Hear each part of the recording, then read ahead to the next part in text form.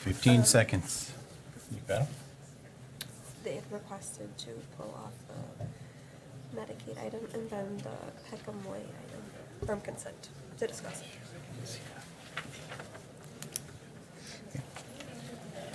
All right, 6:30. Good evening, everybody.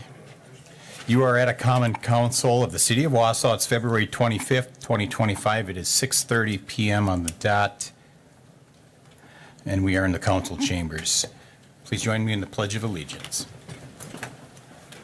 Pledge allegiance to the flag of the United States of America and to the republic for which it stands, one nation, under God, indivisible, with liberty and justice for all.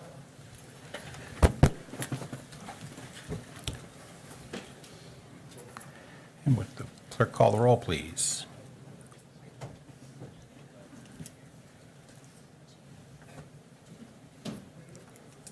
We have 11 voting members present.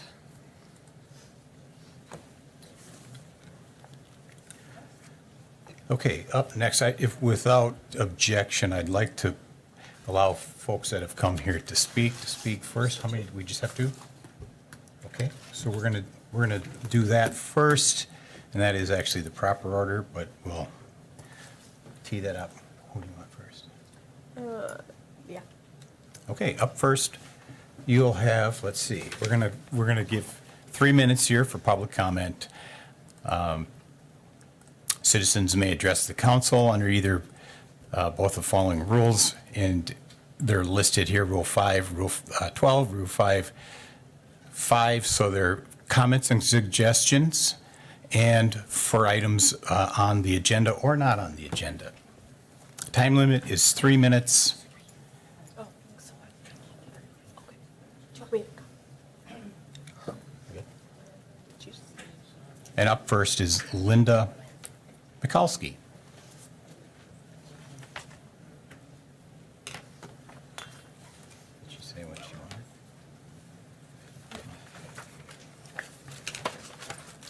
So Linda Mahalski, 922 South 16th Avenue, Wausau. So Mayor Denny and council members, last night I watched the YouTube video of the Ethics Board proceedings from February 19th. I noticed several times the drop box was referred to as a ballot box. If it were an official ballot box, it should have been labeled that way. And it should have been secured as well. Also, this situation did not take place during an election cycle. These facts that you seem to have ignored, I can only conclude that you have some sort of a vendetta against Mayor Denny. In addition, we will now have to pay attorney fees. What you have done to Mayor Denny is unconscionable. This all started with the city clerk hanging on like a pit bull. Excuse me, ma'am, I would prefer you direct the comments to the chair and not direct them to others and the dais. Thank you. Okay, I'm confused, but I will just proceed. Okay, well, anyway, she wasn't willing to let it go. So after the Ethics Board concludes its investigation and determines no laws were broken, council members should reimburse the city for the attorney fees. And to each of you council members, am I allowed to say something? Normally, we don't exchange comments here, but just for the record, this is the council, not the ethics board. So Right. I know that. I understand that. I understand I'm addressing the council, but this is where it all started. This is based on decisions that you made to put the issue before the ethics board. So when you put your head on your pillow tonight, ask yourself if you acted ethically. Thank you. Thank you. Up next is Brian Bailey.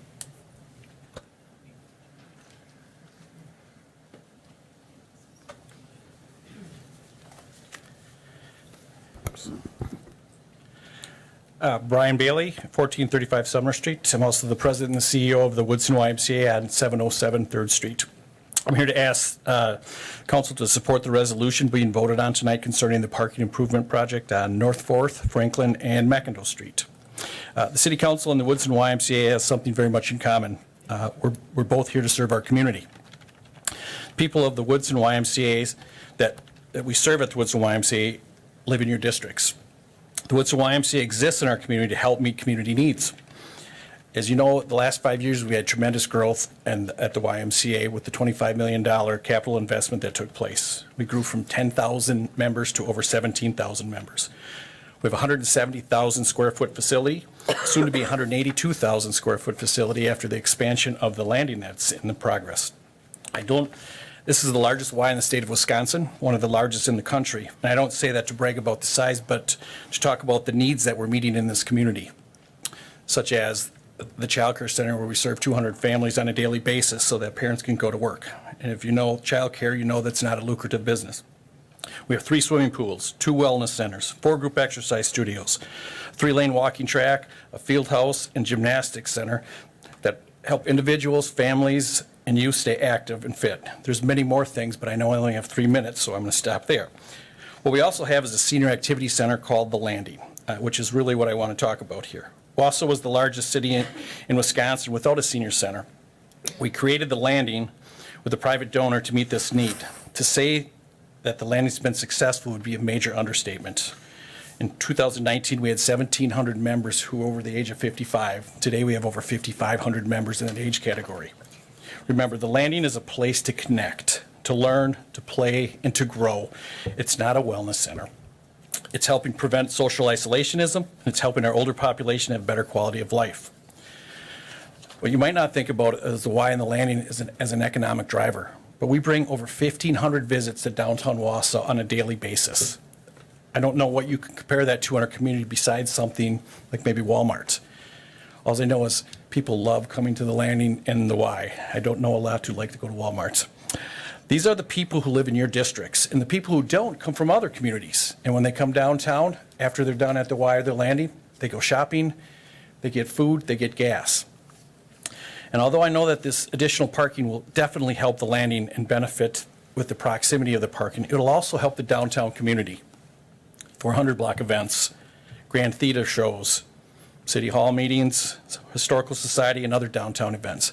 How do I know that? When these things take place, they flock into our parking lots.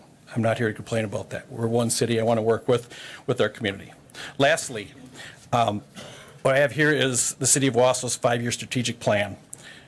It's a 20-page document. 4 pages are dedicated talking about Wausau's desire to be an age-friendly community. This is exactly the type of project and partnership that does this. I ask you to please vote yes in partnering with the Y and The Landing and parking in this parking improvement project. Thank you. Thank you. Anyone else? Okay, few members expressed a desire to get rolling here because of the things going on, and we've got a lot of important things on the agenda. So I'm going to give you the Reader's Digest version of what I was for the mayor's message here today. And this kind of comes out of a kind of a thought that the chair at some point possibly spoke out of a turn at a meeting, and so it got me researching a few things, and lo and behold, in the order of business outlined in our own council rules, chapter 2.16, standing rules of the common council, in the order of business, called the order, pledge of allegiance, presentations, consideration of the minutes, comments, suggestions, and communications and recommendations from the mayor, among others. So I went out and looked around what other cities are doing. Green Bay, my hometown, they have an invocation after the Pledge of Allegiance. Mayor Gingrich makes his comments from the chair. Sheboygan, Mayor Ryan has a quote of the day after the Pledge of Allegiance and comments from the podium. He actually gets up and goes to the podium. Generally, he's a little more longer-winded. I've watched a number of these meetings over the last couple of weeks. And then Stevens Point, Mayor Wiese, he kind of speaks wherever he feels like speaking, and he's, but they run distinctly different types of meetings. So I guess I want to give you a little homework assignment, because we had some suggestion that we need to clean up the rules, or we had to enforce the rules. So what I'm going to ask you to do as a council, old and young here, let's look at our own rules. Let's get a good look at them. Go out there and watch some of these YouTube videos, see how they're conducting their meetings compared to how we're doing it. And then if you see something you think we need to address, get your, if you want to make some changes, let us know, and we can convene a rules committee and address it. So just that simple. Let's take charge of our own meeting here. All right. Up next is the consent agenda. And we have a couple of items that were asked to be pulled. Yeah, 25-0206, and then 25-0214. Thank you. So less those two items, I would entertain a motion. We have a motion from Watson, second from Neal. Seeing no questions? You may begin voting. Motion passes 11-0. All right, so the first item out of the consent agenda would be 250206. It's a Parks resolution approving naming of a portion of the River Edge Trail from Thomas Street to Adolph Street as Peckham Way. And that was approved at Parks 5-0. I have a motion from Hanky, second from Martins. You got your light on, Mr. Neal? I don't have an option. Go. All right, Mr. Neal, we're running limp here on our, all right, Mr. Neal. Thank you. I asked to pull this item only just to kind of put a little bit of background on it and some appreciation behind it. This actually started in the Bike and Pedestrian Advisory Committee, which came up with the idea, and then moved on to Parks, where it was approved unanimously, as you can see. We're honoring Pat Peckham, our former colleague here on the council from District 1. Also just a city activist guy, all-around wonderful person. And when we thought about naming it, that little part of the trail, the new trail that's going to be opening over there, we came up with Peckham Way. And we used that word way to kind of refer to his constant gentlemanly manner at all times, in all cases. He was exemplary, a true gentleman. We miss him dearly. He was a great person here for us to work with, and it's just great that we can recognize him with this, in this small way. That's all. Thank you. Anyone else? Oh, Alder Lukens. Thank you. I just wanted, excuse me, to second those sentiments of Alder Neal, especially with, trying to follow in Alder Peckham's footsteps. It's a tall order, and he was a wonderful, wonderful mentor in the time that I served when he was still alive. So I'm really grateful that we're doing this, and thank you for your wonderful comments, Alder Neal. Thank you. All right, seeing no further comments. You may begin voting.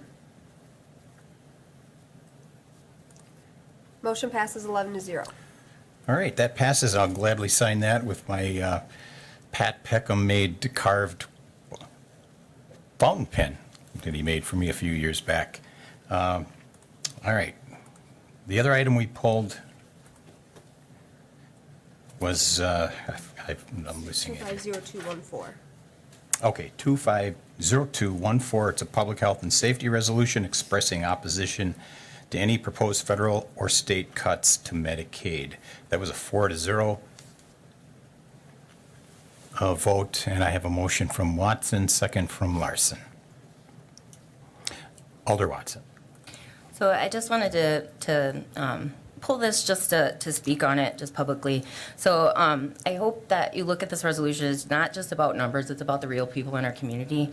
Nearly 23% of our residents rely on Medicaid for healthcare, mental health support, and long-term care. So cuts to Medicaid can put these folks at risk while also really putting an extra burden on our local hospitals and our public services like police, fire. So this is the moment where we can take a clear stand as Wausau by passing this, especially if we do it unanimously. I think it would send a powerful message to our state and federal legislators that we stand for healthcare, stability, dignity of all of our residents. So hopefully we can help try to protect that for our citizens. So thank you. Alder McElhaney. I just need to tell everyone I need to abstain due to my employer. Thank you. All right, anyone else? I guess I'm not going to oppose this, but I guess I'm not a big fan of the city making these kind of statements when we have congressmen telling us Medicaid is not on the chopping block, but as long as, oh, we have Alder Gisselman. Sorry, Gary, I didn't see you. Alder Gisselman. Well, I think Medicaid is on the chopping block. I think that's part of the national debate that's going on as we speak, and it would be as well as the state debate, of course. But I think that we should take due diligence in making sure that our representatives in Washington be made aware of this resolution instead of just filing it away. That in some ways we should, I'm not sure how to do that, but I would think that we should be expedient in sending, specifically in sending this resolution to Congressman Tiffany so that he is aware of the city council's wishes with regard to this. This is a very important program of the state as well as the federal government. And I think that at this point in time, we should have our voices made clearer to our representatives that this is how this city council feels. So I thank Alderperson Watson for bringing this to the front. I think we have to. I think we have to be in support of legislation, state and federal, that supports our constituents and the citizens of the city of Wausau. And knowing the citizens of the city, Medicare is a big, Medicaid is a very important part of this. And I urge you to support this. Thank you. Alder Rasmussen. Thank you. This is important. I think that it's important for us to speak with one voice. We know that people's ability or inability to get the care they need affects us and affects our taxpayers in other ways when those services aren't available. And that usually comes to roost at the local or county level when those failures exist. Our council has taken the opportunity in the past to speak with one voice a number of times. Once when we were facing cuts to block grant that help us with everything from affordable housing to reducing the cost of infrastructure projects for low-income neighborhoods. We also passed similar resolutions and sent them down to the state level when the state during COVID was looking at unilaterally allowing cocktails to go to be sold by restaurants and carried away from a premises, which really flew in the face of our home rule powers, where we wanted each community to be able to make those decisions for themselves. In fact, here at the council, we used to have a legislative committee whose mission was just that. Take a look at what's coming down from state and federal, and if we have an opinion on it, make sure that that opinion was articulated so that our leaders had some guidance as far as what we wanted to see happen.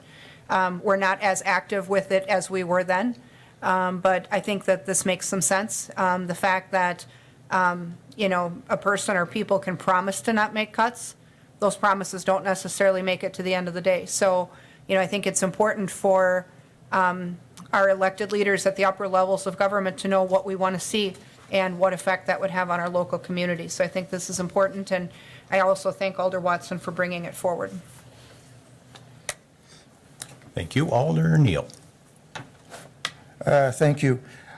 This is not in reference to the item before us. It's just I want to make the chair and the clerk aware that my city iPad has been acting odd and dropping out of the meeting several times. I'm currently in, but if it keeps dropping out, I just want to make sure it's okay that I do motions, seconds, Give and us the votes high verbally. sign. That's acceptable. All right, thank you. Mr. Neal? Noted. Okay, Alder Lukens. Thank you, Mayor. My phone has been having some issues too, so maybe it's not my phone actually. But I just wanted to also thank Alder Watson and echo the other comments here from alders. Working in the schools, in the public school system, there are lots of children who, also need help, children of poverty, and whose families do really need services that are provided by Medicaid. So I am definitely in support of this, and thank you again, Alder Watson. Thank you. Alder Gisselman. Just a further thought, I request that the city clerk would YouTube the clip of this discussion to Congressman Tiffany as well as to Representative Pat Schneider so that both of them can get an understanding of how this city council feels at this time. Thank you. Thank you. She's taking notes. Seeing no further questions, comments? You may begin voting. Motion passes 10-0 with one abstention. All right, up next is mayor's appointments. We have one tonight. And if you recall just the history on this, back in April, after I was first elected, I had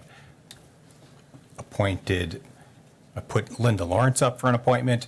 It was something that she had indicated she could be interested in, although I didn't tell her that I didn't close the loop with her to let her know I was putting it forward. It appeared that we were going to be ambushed by some possible political issues with some of the council members. So I pulled it that evening because I'm not going to put somebody in the hot seat and not have an opportunity to be there and defend themselves. So we're not going to do that. If we have issues, the mayor makes the appointments. We come to the mayor, ask questions before we get somebody up and put them through the ringer if they're not here to defend themselves. So I nominated, and I just met him tonight for the first time, Dylan Anderson, and I pulled it last time because he wasn't here. And he is here tonight, so he will have an opportunity to speak on his behalf, and if you have any questions. So he's a lifelong resident, according to his resume. He's raising a young family here. He's a constituent services director. He speaks with all constituents, as I understand it. So ethics are pretty central to the job, and when you think about ethics, we're talking about primarily pecuniary. We are looking to help people, not necessarily influence politics. So it's not a political position as far as I understand. But I've got a motion from Henke, and looking for a second. And a second from Tierney. Any questions? Would you care to? Dylan is here. If you like to step up and speak on your behalf. All right. Why you put your application in. Yes, sir. Good evening. Thank you, Mayor Denny and council members, for allowing me to speak to you this evening. A few weeks ago, I was having a conversation with one of my colleagues looking to get more involved in the community. She had mentioned that there was an open alternate position on the ethics board here in Wausau. During my time as a state and federal government employee, I've abided by the applicable ethics laws, and I thought that this would be a good position for me to serve in. It was disheartening to see last week Wausau residents take to Facebook to spread disinformation about myself, making false claims such as that I was a campaign staffer for Mayor Denny, or posting photos of myself from 5 years ago to suggest that I was just merely a child. I am a soon-to-be 27-year-old father of two, and I am the Constituent Services Director for Congressman Tiffany. This is a nonpartisan role in which I work with thousands of constituents across the 7th Congressional District every year, whether they are Republican or Democrat, to solve issues that they are having with the federal government. In this role, constituents entrust me with their sensitive information, personal information, such as birth certificates, tax returns, social security numbers. I abide by a strict set of guidelines when handling this information to ensure all of their information is kept secure. I believe that the trust constituents across the area have already given me, the integrity that I have handled that trust with, and my commitment to service would make me a good fit for the Ethics Board, and I am happy to take any questions. Thank you, Mr. Anderson. Any questions? Mr. Henke. Thank you, Mayor. I guess after you got pulled last 2 weeks ago, Mayor, you made a comment that he had a scheduling conflict where he didn't feel like he could make meetings. No. In that he was not here that night was the issue. Yes. So after it became clear that there was going to be opposition to my appointment, I wanted time to prepare a statement to give to you guys. Okay. I felt it was different than that. I thought there was a scheduling conflict where you didn't think you would have time to be here. And then I guess my other question is, did we have any other applicants apply, Mayor? We've had several, like I mentioned, we had Linda Lawrence, and we've had 3 or 4 others that actually went in and applied, and we also had a few that either talked to me or emailed. And I don't know, I think we had an open records request on that. I don't know if we gave the information on the emails, but only, I think they were asking for applications. So the answer is yes, there are others. Okay, and then I guess another question for you. Do you think Mr. Anderson is the most qualified person for this role? The most of the pack. Of the applicants? You're asking me? Yes, of the applicants. Okay. I would put him in the top 2. All right, thank you. That's all I have. Oh, okay. Alder Watson. So I guess I don't have a question directly for you because I think it's just more timing. I think, and I know it gets tricky because there's an alternate position open, but when there's a current investigation going with the person appointing somebody to that commission, I just think could we delay the appointment until this was finished? I know I watched the video, they talked about several of theirs are going to come up for expiration at the end of April. And I'm not sure if the investigation is going to be done by then. So I'm also curious, what's going to happen if those positions are finished? Is there anything in our standing, in our ordinances that, deals with this? Because I don't know if we've ever had this issue before. I don't know that we've ever had this issue before, but I don't think it's probably appropriate to get too deep into how that might go until we get further along in understanding those terms and the expirations. Yeah, and that's what I guess my thought is. It might be because the Ethics Commission, the goal of it is to show impartiality to the community and also to have them have some confidence in the process, right? And even if there isn't any impropriety, I'm not questioning your ethical principles, but I think having someone who's being currently investigated appoint somebody to that commission is slightly questionable, and it could, as a public person, have an air of questionably. It might be questionable. So I guess I would be more than happy to consider this maybe after whatever is going on in the Ethics Commission would finish. But it just seems like there's a slight conflict here. Thank you. I would just comment to that is the mayor makes the appointments, the council confirms them. So there's two parties here. Alder Killian. Thank you, Mr. Mayor. First of all, Dylan, I know because of all the stuff that's been going on related to this position, I want to thank you for coming forward and talking about why you want to be on the Ethics Board. I admire that. And I have not seen any improprieties in the choosing of this. I understand that there are questions and concerns because of the timing, but again, it feels as though it's the mayor's responsibility to appoint someone to the ethics board. And I don't know that what is happening with Mayor Denny has any reason to affect the appointment of someone on the ethics board. So I guess I'm not sure I understand that fully, but I just wanted to say thank you. I'm sure it's been a little uncomfortable because of all the happenings, and I appreciate your stepping forward to let us know how you feel. Thank you. Thank you. Alder Gesselman. You said just before that you first met him this evening? That is correct. So I agree, thank you for coming, but I'm just curious as to, because the resume that we all saw, I don't know the other candidates for this spot, but it seems to me that at this point in time, I guess I echo Alderperson Watson's questions with regard to this, I think, is not the appropriate,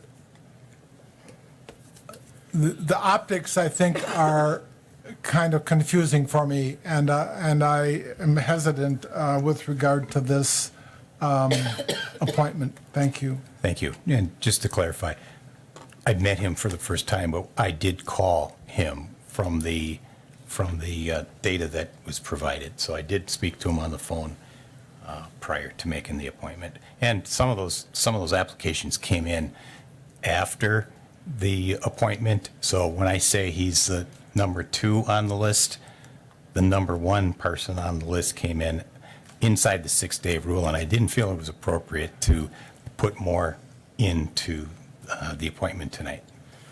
Alder Larson. Thank you, Mr. Mayor.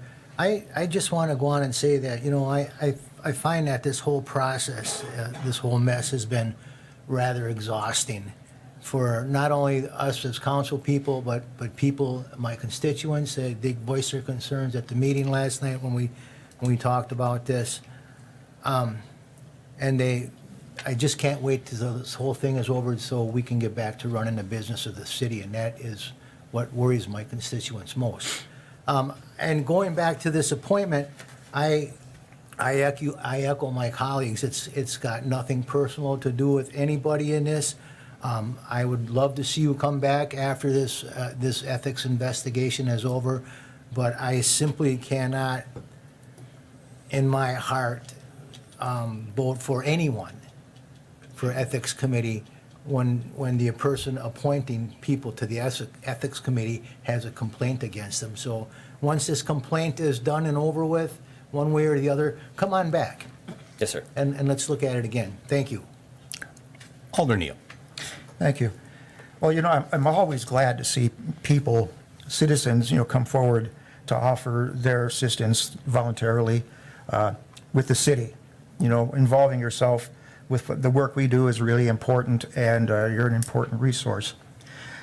Looking at, and Mr. Anderson, you can respond if you want. I don't know if there's a question here or not, but in your application, you stated you were prompted to say why you were interested in volunteering to work for the city.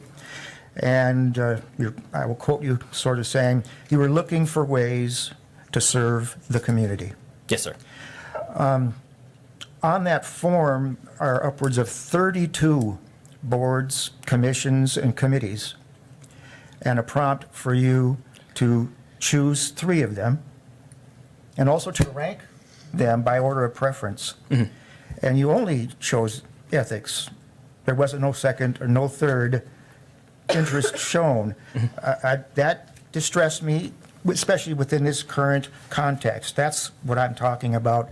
Kind of puts us in an awkward position, to be dealing with this, because we'll be looked at as, setting up a roadblock or, railroading or whatever, I'm curious, why did you not choose anything else except the one? Yes, sir. So like I said, I'd spoken to my colleague about my interest in getting involved in the community, and she had mentioned that there was the open position on the ethics board, and I didn't really think of it beyond that because I have applicable knowledge regarding ethics and abiding by ethics regulations. So I thought that with an open position available, it would be a good fit for myself. Just follow up. Thank you for that. I welcome you to join in whatever capacity in the future. Right now, I'm reticent, within the context of the ongoing investigation. So, Yes, thank sir. you. Thank you. Thank you. Alder Tierney. Mike, there Thank you, go. Mr. Mayor. I wanted to again say thank you for coming forward. I think it was pretty gutsy for you to put yourself out there in light of everything that's going on, and unfortunately be judged on public sites such as Facebook when people haven't even talked to you, they don't know you, and you were still willing to throw your hat in the ring. That says a lot about your character right there. Thank you. Because with this going on, I'm sure you probably thought there would be some judgment and some negative comments. So again, thank you. I don't see anything nefarious at all in the mayor appointing you. I think with your background and the type of work that you do and have done, that you are a good candidate for this position. I can understand only selecting one because I wanted to get involved in the community, and I looked at this list. There isn't three that I feel I would be qualified for to make a positive difference in those communities. I think we tend to go towards where our interests are and where our experience are in selecting our volunteer opportunities. So I just wanted again to say thank you. I don't see anything wrong with the mayor making an appointment. He has not been judged guilty of anything at this point. There's been, it's being looked into, but this guilty before these boards convene and hear everything and look at everything, I think is unfair. Thank you. Thank you. Alder Lukens. Thank you, Thank you, Mayor. I too want to thank you because I also do think that it takes courage to come up here and commend you for your desire to be of service to the community. Thank you. I've been contacted by quite a few constituents, and again, it's not, please understand, it's not, I've not heard anyone, say it's not about you. I have been contacted by quite a few constituents who who are concerned about anything, anyone appointed to the Ethics Commission before the current work they're doing is done. They desire to see that through, and I know some have mentioned, I realize that there are some members whose terms are supposed to expire in April. And as one of there was a recent news article about a precedent that has been set in the state, and I believe in the city, on people serving past their expiration date to finish out and until someone else is appointed. So I have been contacted by at least a dozen, if not more, constituents. And so for that reason, again, I welcome you, in the future, but I am going to vote according to what my constituents have asked me to do. So thank you. Yes, ma'am. Thank you. Thank you. Alder McElhaney. Thanks. Thank you for coming. I know what it's like getting blasted for things that you didn't say, didn't do. don't think. You know, it's tough. Some of us put ourselves in that, and you didn't, and I'm sorry. This seems to be happening this term. With that being said, I've had people contact me on both sides, people that are very much against anybody, and I don't think it was you personally, it was anybody that the mayor would appoint. I guess I don't understand, I need to understand from the mayor why you felt the need to appoint somebody now when it was open for so many months before. Is there some reason that you felt the need to fill an alternate position now compared to the 6, 7, 8 months prior? Well, I did make an attempt in my first 2 weeks, and that was pushed back on by alders. So that person withdrew because they didn't want this type of thing to happen to them. It wasn't, there weren't a lot of applicants for it, so I wasn't out seeking it. We have now had a situation where a person has recused themselves, so there are 0 alternates, and it would seem timing wise to fill that so that we would have it there. So people did come and volunteer for the spot. Like I mentioned, 4, 5, 6, I don't know the total right now, but there were applicants and interest expressed that prompted taking some action. Because you had a lot of applicants? I guess maybe I'm missing the point. Well, you know, the out of sight, out of mind, it wasn't necessarily a necessity when there weren't any meetings and all the positions were filled. But for one, and I did try to fill it, if you saw the meeting, you saw that a person did recuse. So now we're in a situation where they could potentially be down if they go further. So what happened was people saw that, they volunteered. We now have a pool. You know, part of getting people excited about joining committees, boards, and commissions is to generate interest.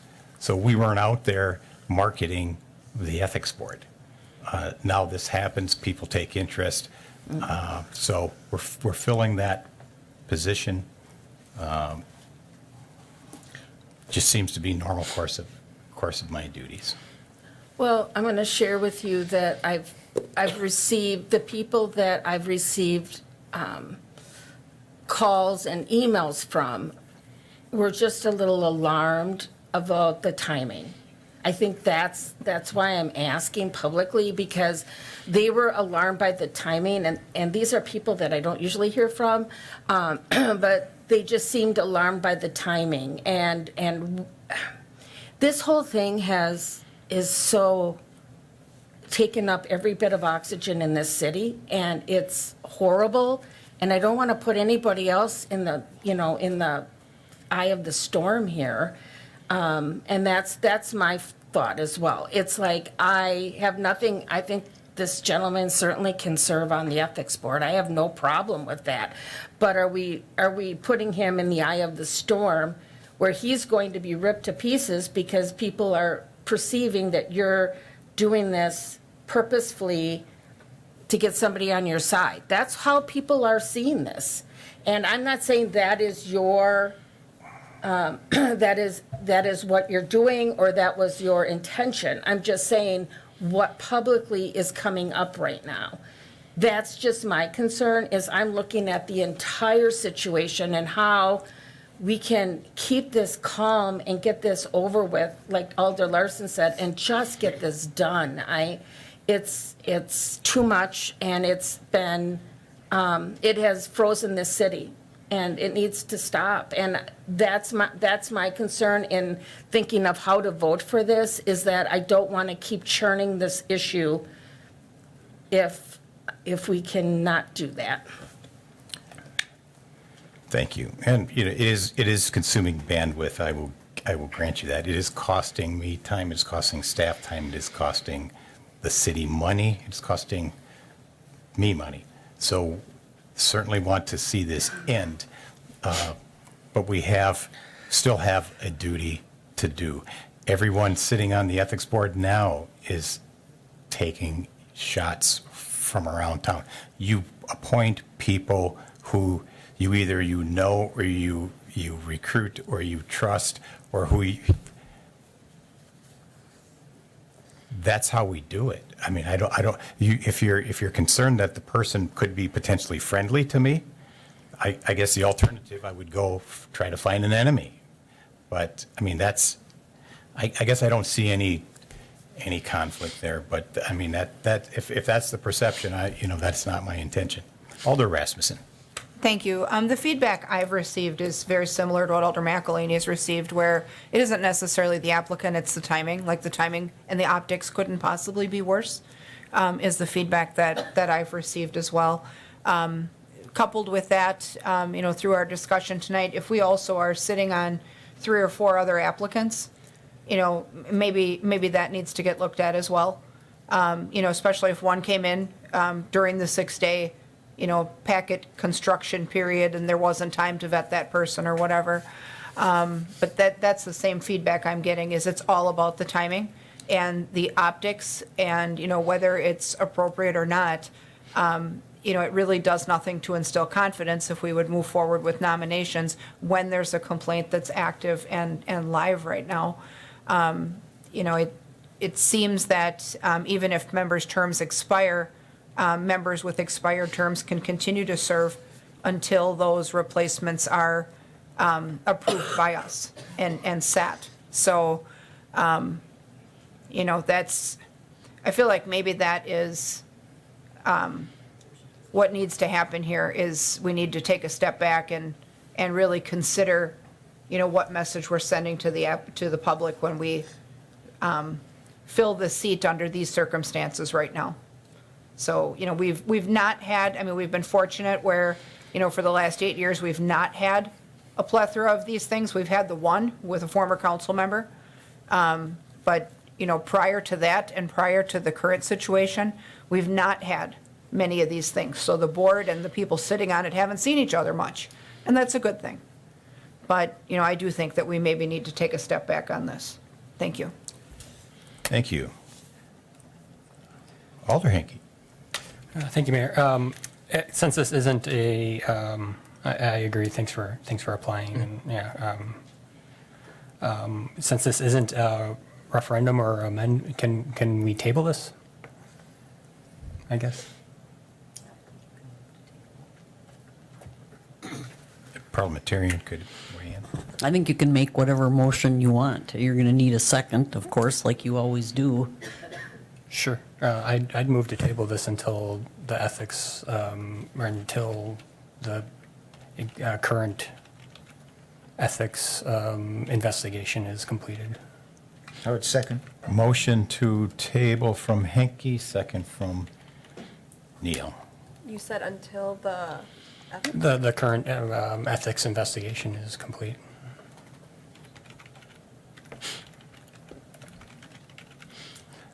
Alder McElhaney. I just have a question, maybe for Ann.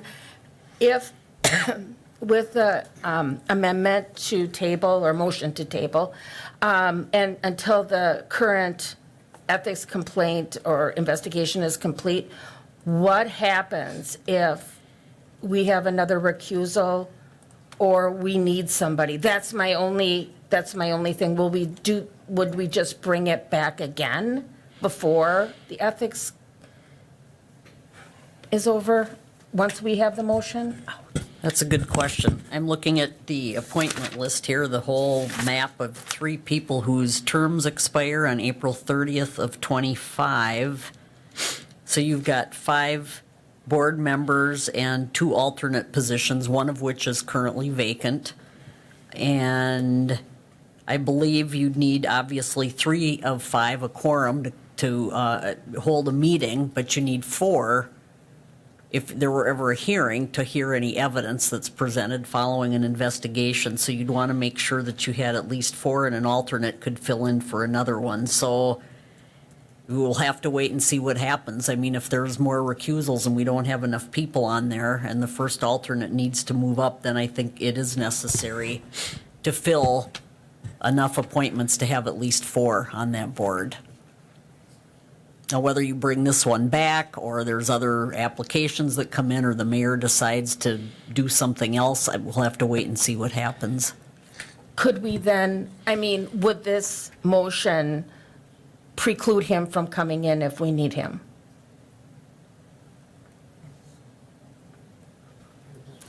That's a really good question. I mean, right now it would, except that you can't go forward to conclude the investigation unless you have a minimum of 4 people. And if you don't have 4 people, you're necessarily going to have an appointment made. But would he And be the precluded mayor's gonna do that. because of the motion? That's what I'm worried. If we have a motion that states that we table his, I think it would preclude him. So if you don't want to make that motion, then you would need to change that wording to it. You'd need to amend the amendment and get a second to it, because I think it would preclude bringing this particular individual back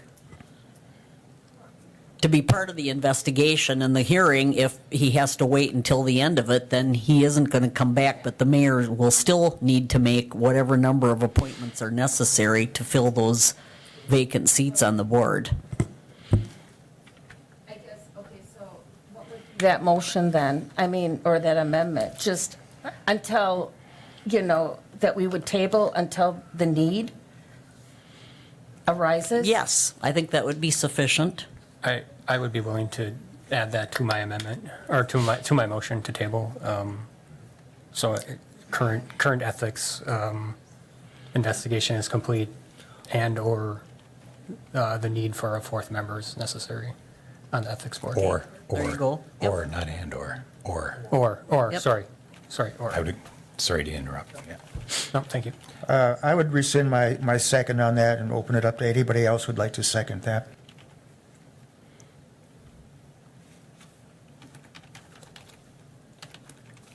Okay, so it looks like so you have a motion, and we do have a motion, and a second. Okay, we do have a motion and a second. You, from Terry. Alder Tierney, okay. So now we're amending the amendment, or are we doing? So there was a friendly amendment, motion to table item 25-0202 until the current ethics investigation is complete, or the need for a 4th member is required. Okay, I have Alder Lukens yet to speak on the amendment. Thank you, Mayor. So my question is,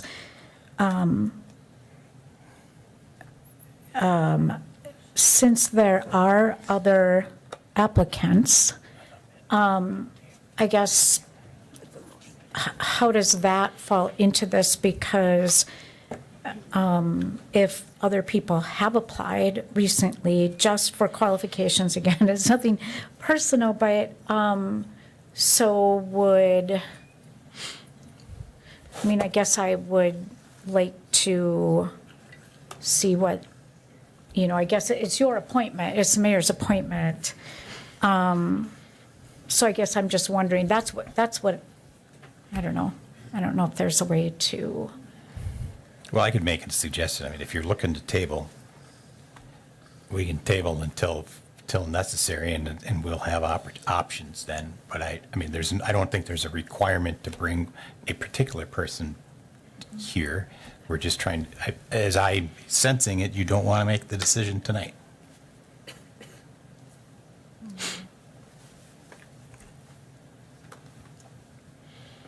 Thank you. I'm done. Okay, Thank you. Sorry, okay. I'm sorry. I didn't mean to hesitate. No, you're good. Alder Henke.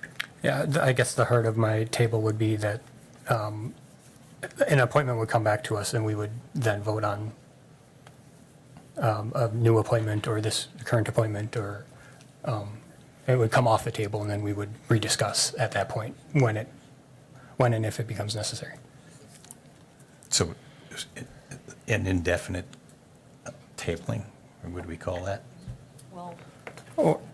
It isn't indefinite, because that really is done with the intent to kill it permanently. Yeah. This has a finite event that will bring it back, either at the conclusion of an investigation or at the need for an appointment to the board. Okay, Alder Neal. Thank you. Just to be clear, if the vote for the motion to table fails, then we revert back to the original proposal? Yep. Thank you. Sir. Okay, seeing no further, we are voting now on the motion to table until the current ethics is complete, or, help me out Or here, the need for a fourth member is required. or the need for a fourth member is required. Is that up there? Yes, it is. Okay. Okay, you may begin voting.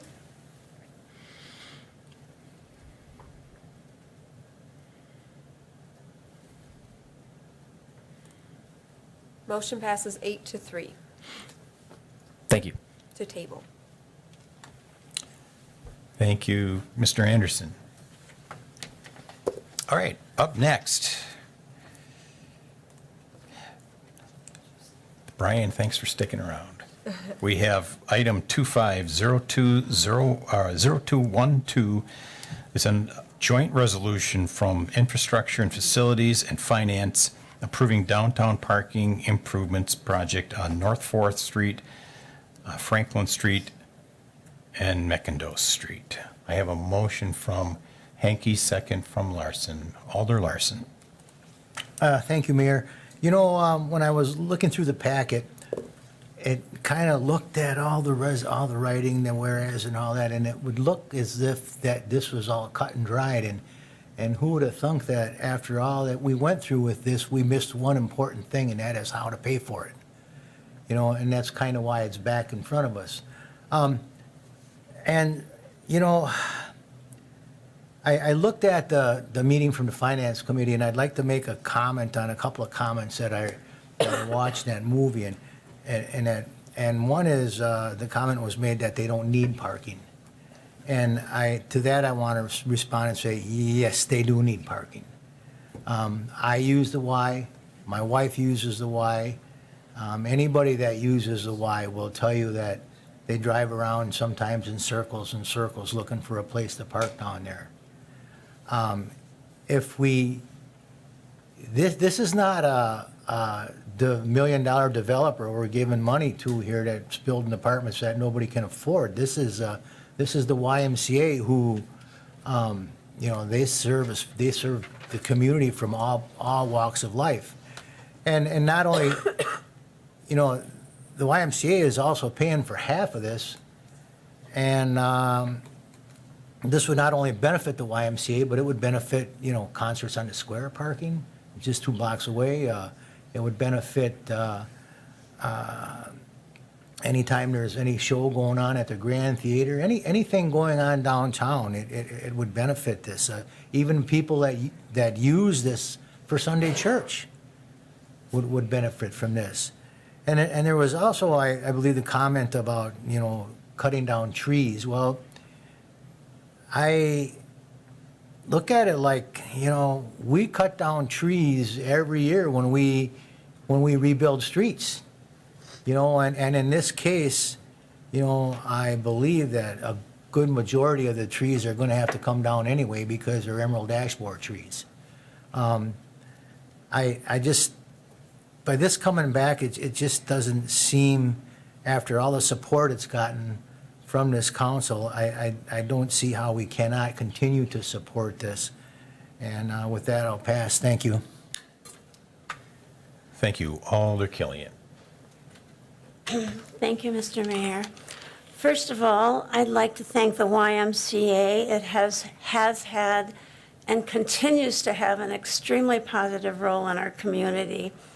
I don't have any dispute with that. I mean, I understand they're growing and developing and doing wonderful things. But I have had a lot of feedback from the constituents in the neighborhood. They have concerns and they have opposition to this proposal. I have heard that they drive by these parallel parking spots oftentimes and they're empty. I have heard concerns about the park. They just, in general, seem to have a lot of concerns and opposition to this proposal. I am the district representative. I represent these people, and I'm going to not support this proposal. One other thing that I wanted to have clarified for me was there seems to be an inconsistency to some of the numbers in our packet, and I'm not sure about that, but I want it clarified. The resolution states that the fiscal impact to the city is $119,000, and I understand that the Y has committed $119,000. Therefore, that's clear. But on page 176 of the packet PDF for tax increment District 3, I believe it states that the parking project cost of $238,000, I think it means it belongs to the city. So I'd like someone to clarify that for me, if they could. Do you want to take that? Finance Director? Sure. So during the budget process, the cost was expected to be 238, and Eric is much more informed on the timing of this since this was kind of his project to carry through. But I don't think that he had the revenue source yet outlined completely, and so we had just that total expense. We would have shown a revenue if we had, and it could have been just a communication problem between Eric and I where I just wasn't aware of that cost share. I'm not really sure, but I think it was just an oversight during the budget process. And I appreciate that explanation, but it feels to me that we have that number in our packet, and it needs to be clarified for the public. Yep. So I guess I can't support this until we have clarification and everything is appropriate as it I think it should say 119.9, shouldn't it? The TID.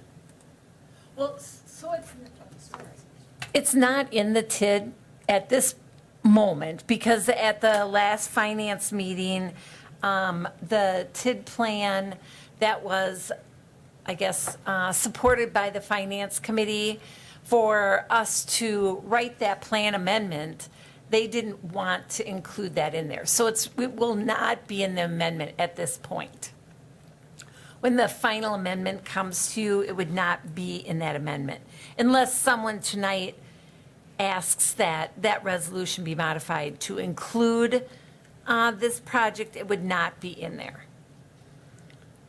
Okay, I guess, because I'm probably new with all of this as well, I just don't understand how we can have that figure in there saying that it's in TID 3 as 238,000. So I just wanted that clarified because it didn't feel real transparent that way. Sure.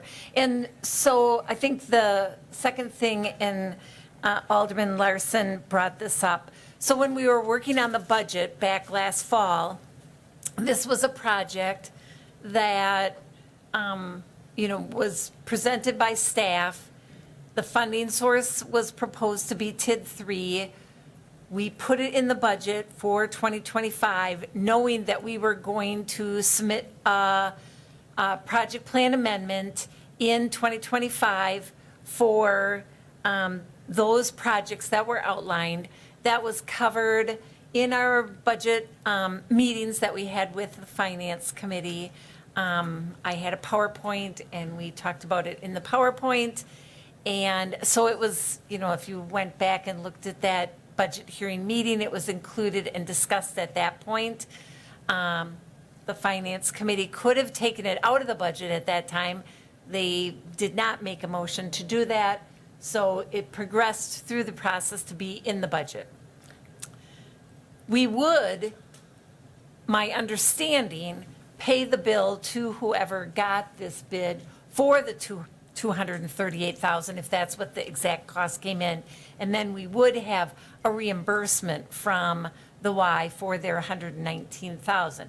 So the total expense of the project still would be the $238,000, but the net cost to the city would be minus that $119,000. Okay, but does it, the way it's written in here, does it mean that the city's obligated for the 238 and that we'll just reimburse somebody? Is that what, I mean, it just doesn't feel like this is written. This is the resolution. Oh, well, this is the budget, that if this is what you're pointing to, this is the budget document. This was an attachment to finance and for discussions around the TID amendment. So this is a document that was produced last November, that you all approved in November. And so it's just an excerpt of that document that was created back last year in 2024. So if you wanted to amend the budget, even if you amended the budget, we don't change the budget document that you approved back in November. We modify it as a modified budget adjustment, but we don't go back and update our budget book for every budget mod that happens during the year. No one does that. Okay, just clarify one thing for me now. Is the city going to pay the 238 and be reimbursed, or is it That's going? my understanding. Okay. And you could ask for the money up front so that you had it before you started the project. But my understanding would be that we would make the payment. It's on our property. It's an infrastructure project for tax purposes, right? Like because we're a tax exempt entity. I don't actually know what the YMCA's tax position is. I would think that maybe they were tax exempt. I'm not sure. But, so we don't pay sales tax on those things. So it would be our project and they would reimburse us. Okay, well, that just doesn't seem very clear to me, the way the resolution is written. It says the fiscal impact will be $119,000, so But it just, that is the net impact. pardon? That would be the net impact. Because you would pay a bill and you would have revenue to reduce the amount of your total costs. Okay, all right, well, I'm not going to be voting for it anyway, so I just wanted to clarify that. It just feels very unclear to me the way it's written. Thank you. Alder Rasmussen. Thank you. First, what an asset we have in the landing. I can remember when that was first in development, when we were talking about the concept of the landing and the building of the clinic downtown, and the things that we did to partner with the Y to get that up and running. And at that time, our hope was that it would take off and fly, and it has. And the membership has grown exponentially. And, what we have now is a community of active, engaged seniors that may not have had that opportunity anywhere but for the landing. And so, the reason that this might feel a little odd is because what this is it's a public infrastructure project in our street, in our right-of-way. And we're actually getting help for half of it from the private sector, from the Y. The private sector, at least in the years that I've been involved with infrastructure here, the private sector doesn't pay for public infrastructure, and they never help us. The Y is helping us. The Y is paying for half of this because they will benefit from it too, and they're being a good partner and a good neighbor. And ordinarily, when we make modifications to parking on the streets, we pay all of that. And so this is to everyone's mutual benefit. The Y and the landing benefit, but we all do too. And so it was not lost on me when Mr. Bailey made his comments about the fact that when we have Artrageous Weekend and when we have the Grand Theater sold out and when we have, a room full here where people need to park, those spaces will be available and there will be way more of them than there are using the parallel parking stalls that are there today, just by simply putting a bump into the boulevard and then angling those spaces. And we know that that type of approach with parking works on 3rd Street. It's not a high-volume street, and it's not a high-speed street. So that type of parking solution is something that we would approve in the old SISM committee every day, because it works. And so the fact that we have a solution that benefits everybody, that's a plus. And if you rewind a couple years, you'll recall that there was a fight in the Plan Commission over parking. The Y came to own the church building that exists at 4th and Franklin, and they wanted to tear that down and make a parking lot. And oh my gosh, the commotion about that. And so nobody wanted that solution, and they told the Y, go back and work with city staff and come back with something else. This is the something else. Our staff has worked with them to figure out a solution that works for everybody, that generates almost the same amount of parking, but we get to use it too. So that's a win for everybody, versus a private parking lot that only they get to use. And they're still paying half. So I just don't see how that's not a win. It's a big win. And so I really hope that we'll support this, because this is the final step in getting this done. And, you know, we all stand to gain from this, including the public. So thank you so much. Thank you. Alder Martins. Okay, well, thank you, Mr. Mayor. A lot of what I was gonna say has already been said, so I'm gonna end up echoing a few comments here this evening. But to my point, you know, the parking in this area around the YMCA is necessary and it is needed. And the solution that the planning department came up with in engineering with angle parking definitely is gonna suit that need. Just like Alder Rasmussen said, that this whole thing started because we were gonna lose a historic building in the downtown area, the church, and well, we went back to the drawing board. We came up with a solution. This is the solution. So I think we need to move forward on this. One thing I was going to say about the parking itself is that like I said, it is well needed, and the way it is set up here, it will create a sense of traffic calming, especially around 4th and Franklin Street, people crossing.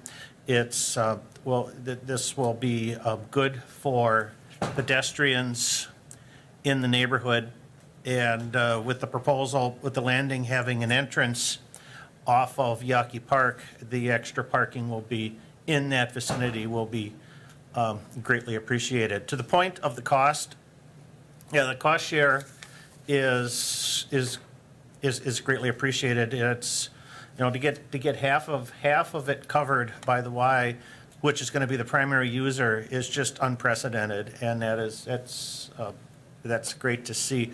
The Finance Committee, we pulled this out of the TID 3 plan amendment because it was the overall will of the committee that we wanted to be able to speak on this at a common council meeting. So here we are sitting with this today, and speaking on this. The downside on that is that now we need to figure out, you know, where that extra $119,000 is coming from. We can stick it back into the TID, or we can do something else. And I may offer an amendment on that, but I'm just gonna wait a second on that. So you let the other people speak first. So thank you. Thank you. Alder Tierney. Thank you.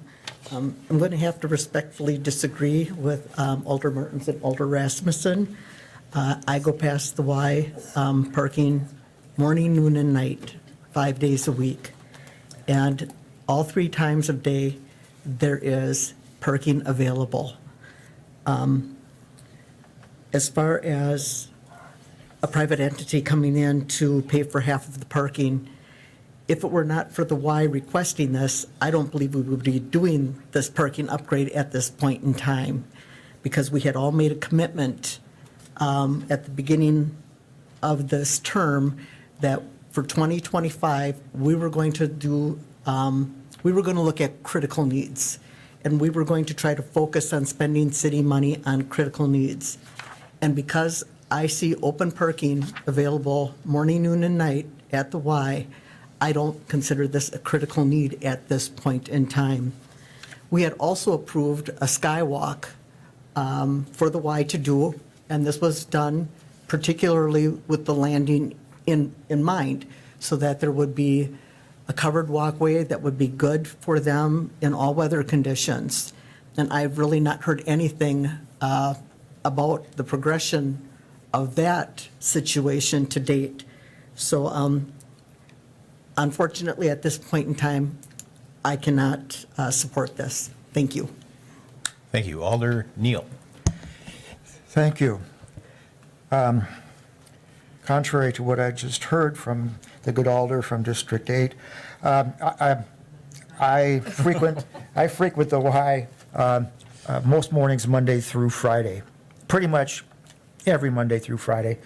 I take a day off sometimes, but and I try and do healthy things, you know, run around, but I invariably end up at the landing, which is immensely popular. Grab a cup of coffee, much appreciated. Yesterday, there was chocolate cake with chocolate frosting and whipped cream on top of it, which I ate. I certainly hope it was non-fat and very healthy after what I was trying to do prior to walking in there. One question about the parking. Is it going to be signed and enforced in the same way as, like the parking like on 3rd Street and around there? Is it going to be 2 hours maximum? Is it going to be patrolled by our parking patrol? Because I'd hate to see, for its intended purpose, for people to come, park their car, go in for an hour or 2 hours, have their visit, have their workout, whatever, and then leave, and not be used by people that are thinking, oh, this is a great place for my long-term parking when I come downtown, for my job or what have you. Or some of those white people that spend all day there doing I don't know what they're doing in there, sitting around. So that's one concern. I would hope that is going to be the case, that these are going to be signed and enforced like the other downtown, like 3rd Street type parking is. I would not like it to see any of those spaces turn into long-term conveniences. Anyone able to speak to the parking signs? Looks like Alan. The parking restrictions have not been discussed yet. That can come through infrastructure and facilities at a future date. Yep. Thank you. Alder Larson. Thank you, Mr. Mayor. I just wanted to add a couple of things here, and that is, some people still think that the park next door to the YMCA, that the YMCA is taking some of that land, or some of that land is going to get cut for this parking. That is not true. The park is going to remain intact the way it is. And second of all, when we went away here last time we voted on this, I think we all went away with the intention with the thought that this was all said and done, because it was specifically said that the YMCA said, if we don't get this parking, we're not going to get the money to expand from the people that, the foundations that are contributing the money for this. And so we all went away here last time thinking that this was a done deal, and all of a sudden they're starting their expansion on here, and this parking issue is in front of us again. And I'm just thinking that as a city council, and we need to continue to work in good faith with these people. I don't think we should be turning our backs on them after they went this far. And that's all I have. Thank you, sir. Thank you. Alder Rasmussen. Thank you. I think that it is incumbent upon us. I think Alder Larson is right. We did all leave with the same understanding. It's important for us to be a good partner and for us to make good progress. We have always worked toward forward progress in our downtown, whether it be for amenities or whether it be for commerce. And so I think that this is a solution that not only do we get to partner with the private sector to absorb the cost of partially, we do get to create really what is a better and more a higher capacity parking situation, which we certainly can use. With regard to the comment that was made about the skywalk, my understanding was that when the clinic was built, that skywalk was discontinued under that plan because the clinic was positioned on a different corner than it was originally planned on, and it wasn't necessarily for seniors. The skywalk was, I think, Aspirus's plan, and it was their goal to connect themselves to the Y to facilitate some cardiac rehab type programs and things in the early concept. And so that really wasn't specifically for the landing or its people. It was really to enhance connectivity to that clinic. And so that clinic now is built at the northeastern corner of that lot versus closer to the Grable building, where we originally had conceptualized that, and that plan evolved as it went through. But I don't think that we should be waiting for a skywalk to solve our parking dilemma, and I think that we're well served to move forward with what we have today. Thank you. Thank you. Alder Neal. Thank you. When I previously spoke, I was remiss to deal with some numbers, and that is when I drive to the Y in the morning, I frequently have to go down one street, down the next street, down the next street, go around in the hopes maybe I'll find a space. They're always full. The parking lot that's right adjacent to the building, generally full. People go in there and they sit and wait and hope for somebody to leave. And, gladly, I'm fairly spry for my age, and I can go over to the more remote part of the parking lot and park there and walk on over. But for a lot of people, that's a chore. I see them walking up on the track, and they're having to hold onto the rail to make their way around the track. This would significantly up the numbers of convenient parking for people who probably need it. And as I said earlier, contrary to what we heard earlier, when I go there in the morning, it's full. The streets are full. You can drive around the block all you want until you finally go, okay, I'll just go out in the hinterlands, and park. But it is a need. Thank you. Thank you. Alder Martins. Okay, thank you. I got a question for Mary Ann, because I think I'm just reading the resolution here, and earlier you stated that the funding was not currently in the TID 3 plan amendment, yet the resolution does say that the $119,000 would be taken from TID 3, so do we need an amendment to place it into the plan amendment? We do, because so I think did Eric write this resolution? Do you know? Okay. It is in the TID 3 budget right now. Okay. But it's not in the plan. If you remember, we said, the plan, for us to spend money in the TID, we have to have it in a project plan. So it's not in the plan, but it's in our budget. So if council chooses not to amend the project plan and include that as an expense, then we really don't have a budget for this, because it's in the TID 3 budget right now. And we would not be able to spend the money in TID 3 if you don't put it in the project plan. Okay. So we will have to modify the project plan to put it in there. Otherwise, to your point, we'll have to find other financing for it. Okay. Like Then- just our capital budget, and just borrow it out of regular funds. Then, at this point, I wish to make an amendment that we place this item into the TID 3 plan amendment. Okay, we have a motion to amend. Can you hold that for just a second? Nope. Should he do that now, or should he wait? Well, I took it out because that's what finance said to do. 7.3. Okay, so let's look. So I said staff recommended these expenses. Understand, this is a mess. Whereas your finance committee removed it. Now therefore be it resolved. And it's not in the therefore be it resolved. In resolution 94097. That's the one that I think needs amending. Okay, so the dilemma here is, are we amending the right resolution? Right. So- I think it's the resolution 94097 that needs amending, not this resolution. Okay. They would approve this resolution as is if they want to. I don't need to speak to you, I for would you.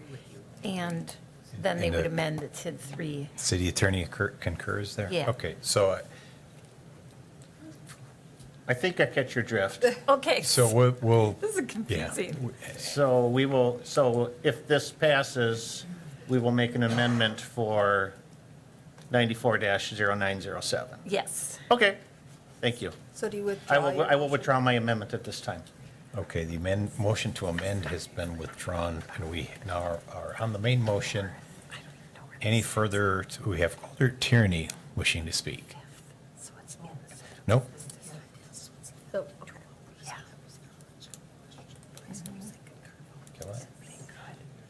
She's still lit up. second to it. Okay, we do have a motion and a second. Excuse me, is there not a chance for constituents that are in the audience to speak? This was not a public hearing. There was public comment in front of the meeting. City attorney?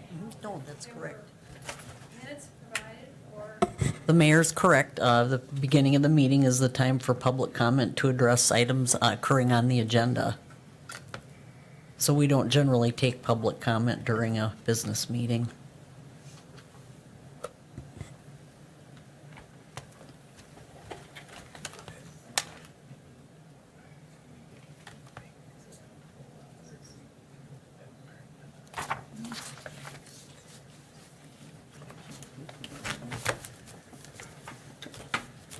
Without objection from the council, I would allow some commentary if that's not objectionable to council. I'll Please. object. Okay. All right, we have an objection from Mr. Larson, so then I think we would need to poll the council. If I'm out of order, I'll just sit down, Mayor. Okay. Well, we want to get it right, so I'm gonna look to the parliamentarian here to help guide us through. No, I think you're right. I think you take a vote, and if the majority wants to allow public comment during this item, then that's what the majority wants to do. Now that you've had an objection, I think you should take a vote. Okay. So ask you to vote if you would like to allow public comment. Alder Lukens, Aye. Martins, No. Killian, Aye. Neal, In this case, aye. Gisselman, McElhaney, Rasmussen, No. Watson, Aye. Tierney, Aye. Larson, No. Hanky, No.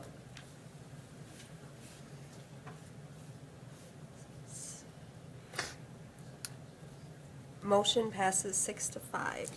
Motion passes 6-5. Mr. Force. Jim Forrest, 515 Franklin. I won my curling match 6-5 yesterday, so thank you. I'm not against the angled parking plan. Certainly not against the Y or the landings. Been a Y member for decades. Kids learn to swim there. I rehabilitated 2 replacement knees there. I am against further incursions into Yawkey Park. And Alderman Larson, I heard your comments that the park would remain intact. And I don't believe that's the case because the sidewalk has to be moved, and that would be moved into the park. The boulevard trees would have to be removed, and there may be some other trees that would have to be removed as well. And I know that there is one maple that is badly diseased that will come down anyway. The park was given to the city in 1920 by the Yawkeys, and I think many in the city would like to see it remain intact. This would be the 3rd bite out of the park taken by the Y over the last few years. In 1972, there was a proposal to alter the park dramatically by the Y, and that was defeated in a city referendum. So I would simply ask that you exempt that 4th Street section along Yawkey Park from the angled parking plan. You're only going to pick up 5 to 6 spots by making that angled. I believe there are 11 parallel parking spots there now. I think the plan shows 15, perhaps 16 angled spots. So there isn't that many spots to be gained. And one thing that I haven't heard in this discussion tonight, and perhaps you've all looked at the packet and you have the answers to that question, is how many spots are you gaining from the entire project? Because there is quite a bit of parallel parking there, and the angled spots will gain some, but not, certainly wouldn't double the number of spots, I don't believe. So I would just urge you to exempt the Yawkey Park section of the angled plan from the plan. Go ahead and execute the rest. Thank you. Thank you.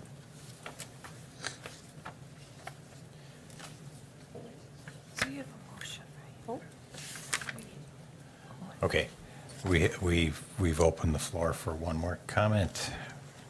State your name, please. You have 3 minutes. Thank you, Mr. Mayor, and I'm not certain if each comment has to be voted upon. In fact, that might pose some First Amendment issues, but I defer to the city attorney.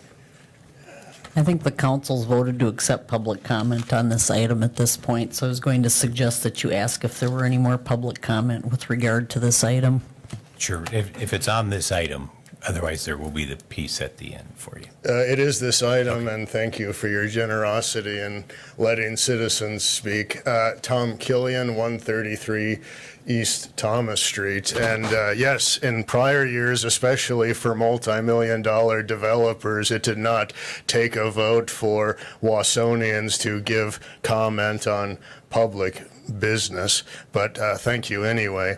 On the financial components of this, I believe Alder Killian and Alder Martins made some astute observations in terms of what was in your packet. So it does indeed say that it was a $119,000 fiscal impact, and it does indeed say that it would come out of TID 3, which is interesting. We can get to that in a moment.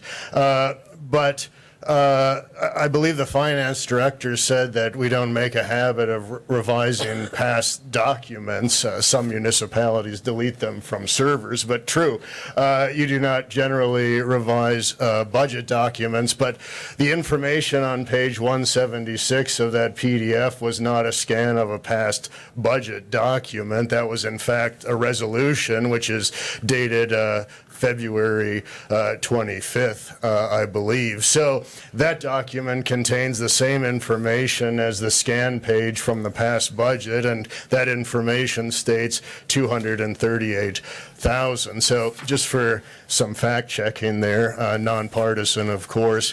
But moving forward, now it's kind of interesting because it takes a remarkable degree of foresight to say that it would come out of TID 3 when the resolution you have on page 176 for those TID changes explicitly states that the parking and the lead pipes would not be included in the policies voted on tonight at all. So, I mean, quite curious that the amendment it would require to make this kosher, so to speak, wasn't even included in the resolution. So either it's time to go out and buy a lottery ticket tonight because that's quite a coincidence, or what the heck, because without some kind of foreknowledge, there would be an amendment that would not be possible at all. So I just wanted to compliment Alder Killian and Martins for reading those documents, and yes, just with the chain of information and logic, it raises some questions, and perhaps at the appropriate time, the policy body could explain kind of how the sequence of magic money worked in this case, because in that resolution on 176, it explicitly states that parking and lead lines would not be included, yet the resolution before you says this hinges on TID 3. So thank you for allowing a Wausonian to speak tonight. Thank you. Thank you. Interesting sidebar. If you watch the Green Bay, they take public comment. They suspend the rules for the public to comment on each item as it comes up rather than at the beginning, but just another format. All right. We are at no other comments. We'll close that. We do have Alder Gisselman. Yes, thank you. I'll test the council. I will move an amendment to exempt the 4th Street Yawkey Park angle parking from this plan. Would you press your amend button, please? Thank you. Okay. Did you want me to? We have an motion to amend from Gisselman to exempt 4th Street angle parking from the plan.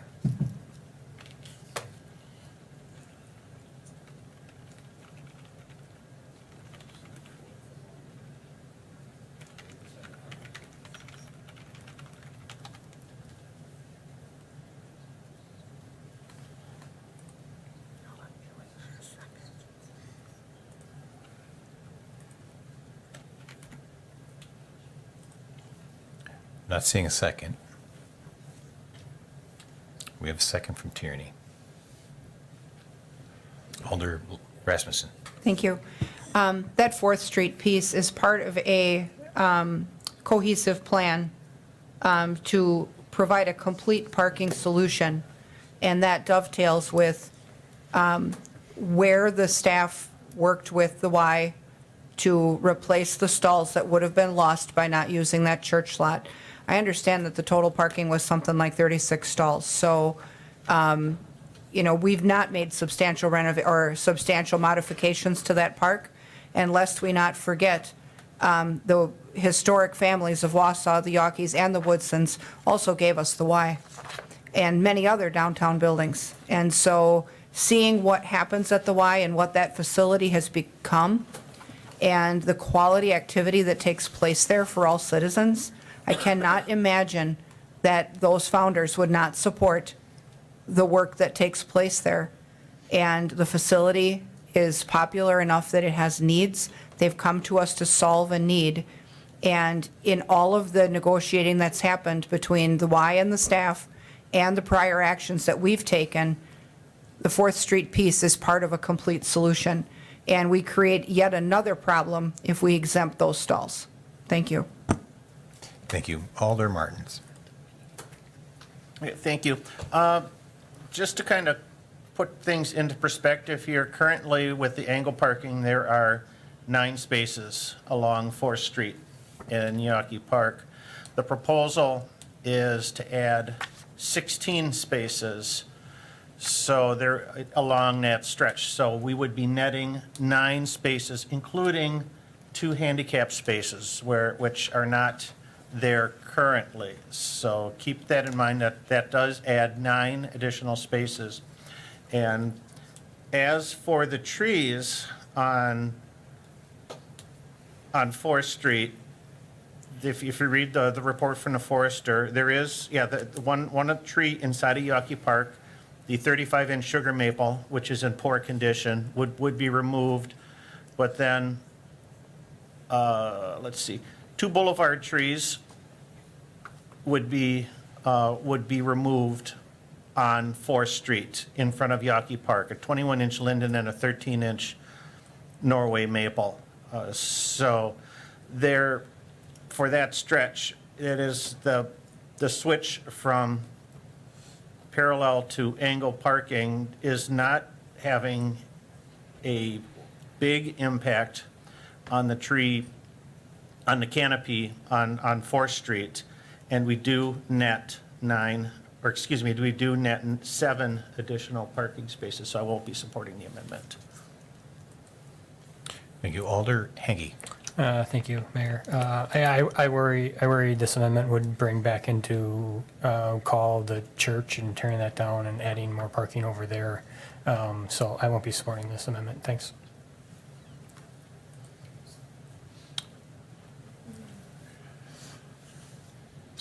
I guess I could add, Alan, with engineering. I guess I could add, engineering has been working on this project, and we do have the plans like 90% ready to go if the body wishes to move ahead with it. There was a question about the number of stalls. The total add for this project would be 46 stalls if we go through with all the phases, but we are going to lose 13 parallel, so the net gain is 33 stalls on this project. And the question with the park would remain intact. We're not going to be taking any real estate from the park, but they are correct that the sidewalk would get moved into the park. But there is sidewalk through the park now, so it's really not changing the use of the park, but the sidewalk would move into the park, but the actual size of the park would not be reduced. Thank you. Any further comment? Alder Gisselman. Well, I raised the amendment mostly with regard to the comments from the neighborhood. The neighborhood in that area has, and it continues to this day, the construction of 4-story wall that the neighborhood has to face every time it looks west. I don't know that the neighborhood has seen the sunset.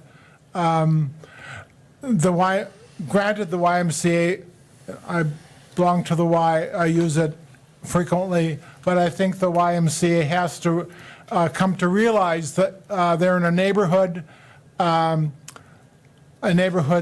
really that I'm sure respects the YMCA, but that is a neighborhood, people live there, and I feel that the neighborhood should have some respect from the YMCA and be good neighbors to that neighborhood and look out for the neighborhood.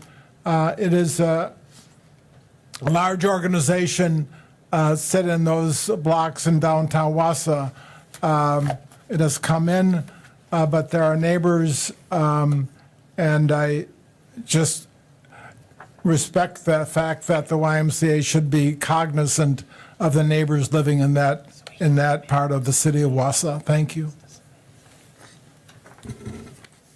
Thank you. Further comments? You may begin voting on the motion to amend.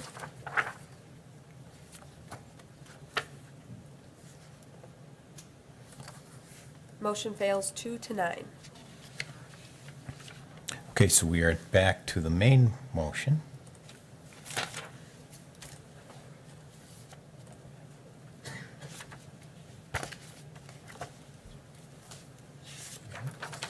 Okay. Alder Rasmussen? No?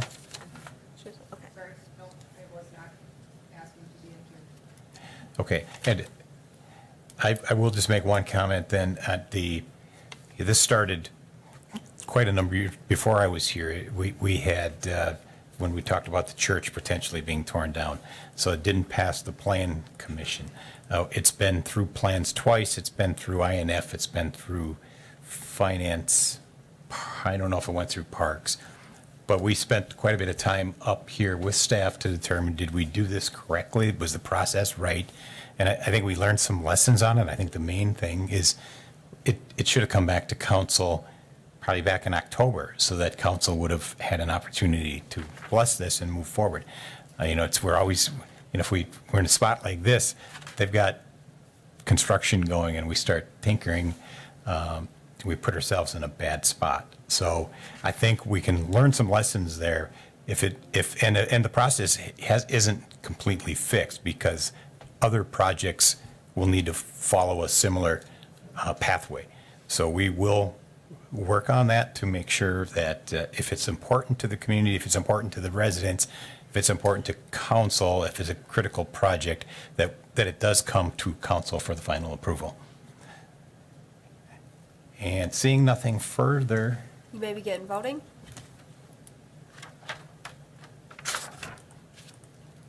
Motion passes 9-2. Thank you for the discussion. How's everybody doing? Bio break? No? Good to go? All right. Up next is a resolution from Finance 970404, authorizing staff to prepare project plan amendment for tax increment District 8 to add project costs, including the half-mile boundary correction. That was approved by Finance 5-0. Have a motion from Watson, second from Neal. Alder McElhaney. I have a question on this. This is, again, I think people have seen my email to ask for a legal opinion about these tax increment district planning. There has been some staff comments that if it was passed in the plan through the budget, it is good to go. No. Well, we just went through that. What I said is it has to be not only in the budget, it also has to be in the project plan. So it needs to be in both places. Right, but then it's good to go. It's not, what my question is about this MBX riverfront property. Is that this resolution then, are we then okaying that property acquisition? Because it has to come back to council to approve land acquisition. So there's, the procurement policy right now says if there's a contract for services and it's a short-term contract, meaning it's not 3 years, it's not replacing city employees, it's not interagency agreement with another municipality, if it's budgeted for, staff has the authority to pursue spending without it coming back to council. So, you know, an asphalt overlay project, for example, it doesn't come back to council to approve the contract for an asphalt overlay. Land acquisition must have council approval, and there's a resolution or a code that tells staff that they can't buy land without council approval. So it's never a one-size-fits-all kind of thing. It depends on what activity we're doing. But in that situation with the land, yes, it has to come back to council for land purchase, and staff has been communicating with the finance committee on that acquisition, and maybe ED, I don't know, Randy. So, I mean, there is ongoing discussion. So it will be budgeted, and it will be an eligible cost in the TID, but it will require further approval from the council for that land acquisition. Okay, that's what I wanted to clarify. We ran into a little bit of a hiccup with the last one that we just talked about. I think we have some heads nodding there. I would concur. Alder Lukens. Thank you, Mayor. Just a quick question. I'm not as familiar with this as I would like to be, but it said that staff also proposed the addition of lead service lines in the project plan, and then that is not going to be included in this. So can I just ask, you know, where were those supposed to be and why isn't it being included? Just curious. So I think Eric was trying to put together a financing plan, not for 2025 because we have grant funding for the lion's share or a significant portion of that project, but in 2026 and going forward, he's looking for financing sources to fund homeowner and the city's share of the lead service replacement. And so this was one thought is, you know, we had presented back when you did the 1-year extension for TID 6 for housing. He, I think, had encouraged council to include it then. It was not included.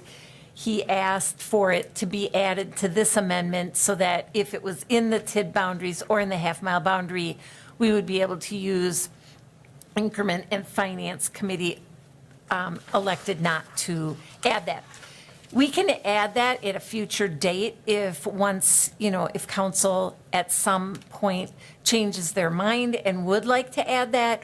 You can have as many project plan amendments as long as you're within the expenditure period for just adding project costs. You can only amend boundaries a finite period of time, but you can bring as many project plan amendments for project costs for project plans as you want.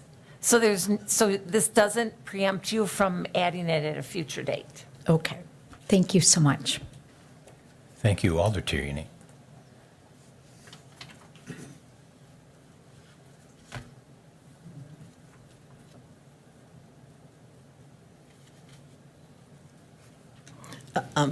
And one of the things that I would like to say in addressing Alder Lucan's questions is when we were in the Finance Committee, one of the reasons that it got taken out is because we don't really know with the new administration what might be available for funding and how much would really need to fall on the city. So we wanted to kind of take a wait and see approach before approving that money to be allocated or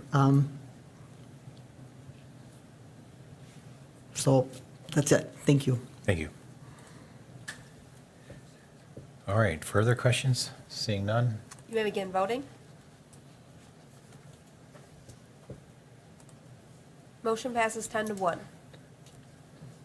Up next, 97, which one are we on? That says 0404 as well.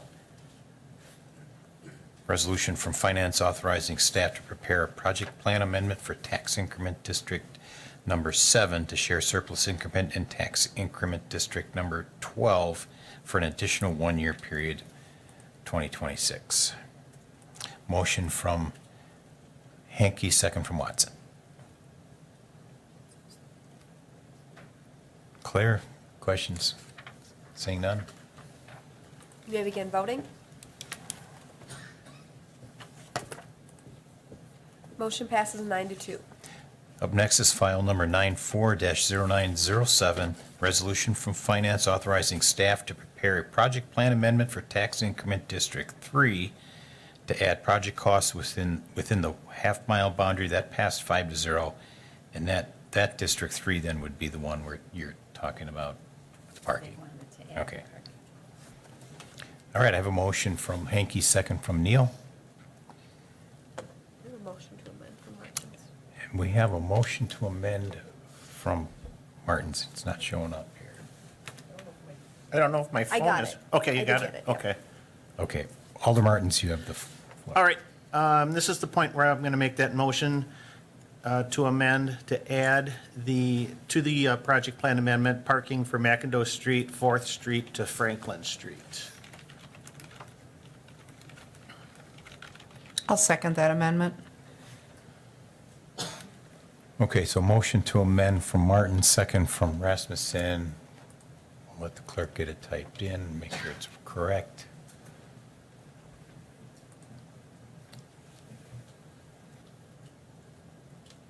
Got it?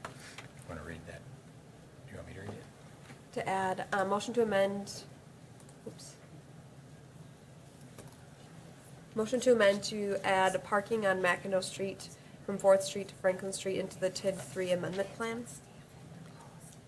TID 3 plan. Project plan amendment. TID 3 project. Plan amendment.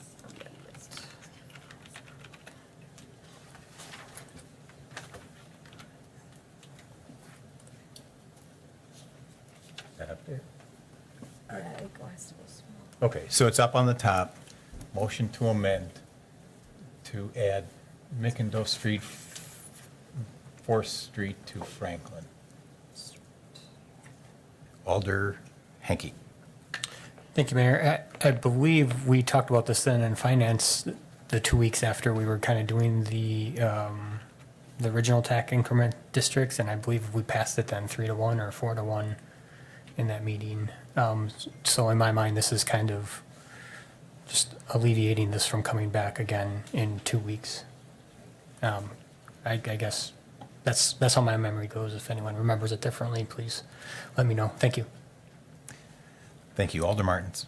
Yeah, the reason why I'm making this amendment is that, as we talked about in the previous resolution having to do with the parking, is that we pulled that in our discussions for the TID 3 project plan amendment, we did pull the parking project for McIndoe Street, 4th Street to Franklin Street out of the original TID 3 plan amendment to give the council an opportunity to speak on that project plan as its own item.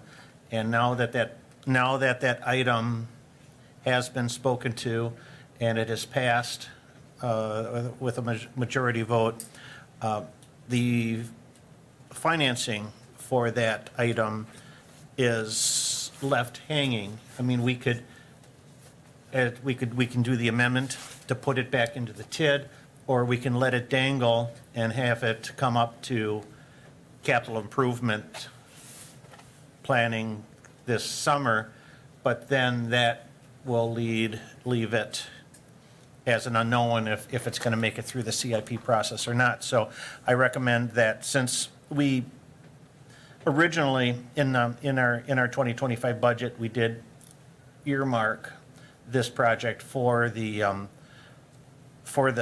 TID. I think we should move forward with it, having it financed through the TID. Thank you. Thank you. Alder Rasmussen. Thank you. I agree. I think TID increment is the best way to pay for this.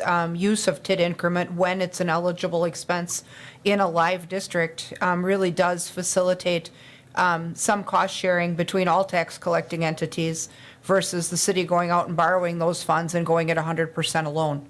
So when we have the ability to use TID to facilitate infrastructure, when a TID district is during its expenditure period, that is the best way for us to achieve that. Thank you. So we have the amendment motion from, let's see, yeah, we have the motion and second. Oh, Alan? Sure, I guess if, I'm a little confused on the amendment, the boundaries of that. Because if we're looking at, to include all this parking, McIndoe parking is between 3rd and 4th. And then the parking on 4th is between McIndoe and Grant. And the parking on Franklin was between 4th and 5th. So if you want to include that, all that parking, then we need to include all these streets and all those boundaries. Because what? So the project on North 4th Street, Franklin Street, and McIndoe Street, would that be inclusive? Right, because I don't think the boundaries in the amendment, it quite made, didn't line up to include all this parking. So I think you'd have to say the parking on McIndoe from 3rd Street to 4th Street, the parking on 4th Street from Grant to McIndoe, and the parking on Franklin Street from 4th to 5th, to include all the parking. Can you repeat that one more time? So McIndoe Street from 4th Street to 3rd Street, and then Grant Street to McIndoe. 4th Street from Grant to McIndoe, correct? And then Franklin Street from 4th Street to 5th Street. Franklin from 4th. I just want to make sure we had all the limits right, so we don't have to go through this again. Yeah, I agree to that. That further clarifies the boundaries of the plan. Okay, so is our motion and second still good on this typo? Yeah, I think Do that we have further any objection? articulation is good with me, too. Without objection, okay. We're gonna-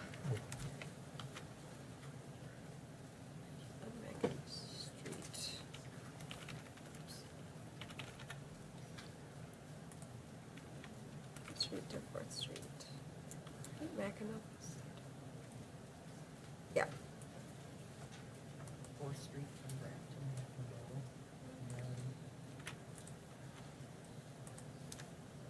Okay, so to amend to add the parking project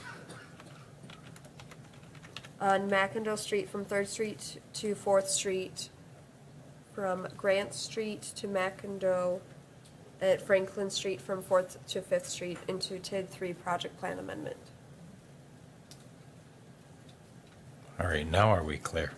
We're voting on the amendment. Yeah, from Alder Tierney. Oh, sorry, Alder Tierney. Thank you. My question just is on the parking, what's in our agenda here is the project on North 4th Street, Franklin Street, and McIndoe Street. There's nothing on there about Grant and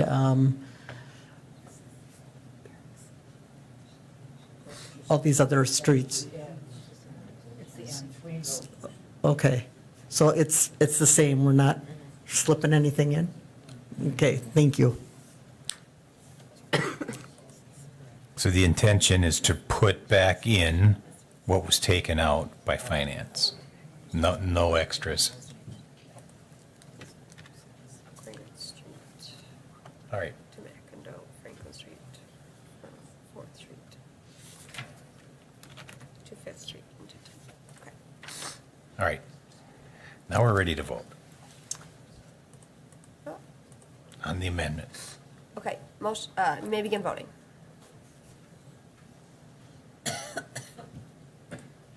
Motion to amend passes 9-2. All right, now we're on the main motion, which is the overall resolution on amendment, the overall amendment for District 3 project plan.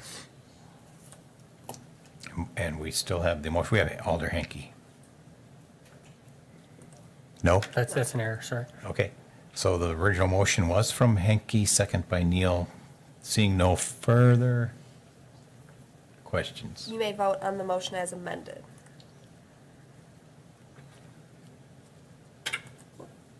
Motion passes 9-2. All right, up next is an airport resolution. It's from Finance, File 24-1109B, resolution adopting 2025 budget mod for Wausau Downtown Airport hangar door number 4. I have a motion from Watson, second from Neal. And background on that is that the door is having some significant issues that are safety issues and need to be looked at. Any questions? All right, seeing none. You may begin voting. Motion passes 11-0. Okay. All right, we're up to suspension of the rules. I would entertain a motion to suspend the rules. Rule 6B for filing and/or 12A referral of resolutions requires a 2/3 vote. Motion from Watson, second from Tierney. You may begin voting.